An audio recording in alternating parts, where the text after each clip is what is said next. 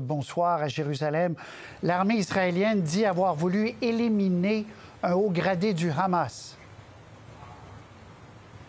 Oui, donc l'armée israélienne a confirmé avoir mené cette attaque, et elle ciblait ce dirigeant du Hamas, un certain Ibrahim Biari, un commandant du Hamas qui serait un des cerveaux de la fameuse attaque du 7 octobre dernier. Il était accompagné de nombreux combattants, eux aussi ont été tués.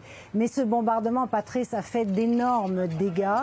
On parle de plusieurs bâtiments qui ont été détruits et de nombreuses victimes. Il y a au moins 48 victimes qui ont été sorties des décombres, mais le bilan pourrait être beaucoup plus lourd parce que ce camp de réfugiés qu'Israël a frappé, c'est le plus grand camp de réfugiés de la bande de Gaza. Il y a 116 000 personnes qui y vivaient avant le début de cette offensive.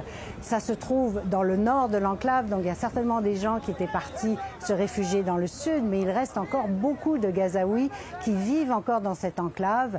Donc les dégâts sont extrêmement importants. D'ailleurs, le Hamas dit que le bilan depuis le début de l'offensive s'est encore alourdi à 8 525 personnes, dont les 2 tiers seraient des femmes et des enfants. Et ça, c'était avant le bombardement d'aujourd'hui. Alors, comment expliquer qu'Israël ait bombardé une zone aussi densément peuplée?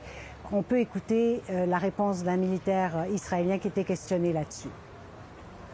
There was a very senior Hamas commander in that area. We know that he was killed. They are hiding themselves within civilian population. And again, we are doing this stage by stage, and we're going to go after every one of these terrorists who was involved in that heinous attack on the 7th of October. Bon, par ailleurs, Céline, on dit avoir commencé des opérations dans les fameux tunnels. Oui, il y a déjà 2 soldats israéliens qui ont perdu la vie dans ces affrontements. Donc, ce sont les 2 premières pertes de l'armée israélienne. L'armée israélienne qui avance très lentement, Patrice, dans les ruines de Gaza et qui mène des combats assez féroces, c'est ce que dit l'armée. Certains donc se déroulent dans ces fameux tunnels, ces fameux réseaux de tunnels.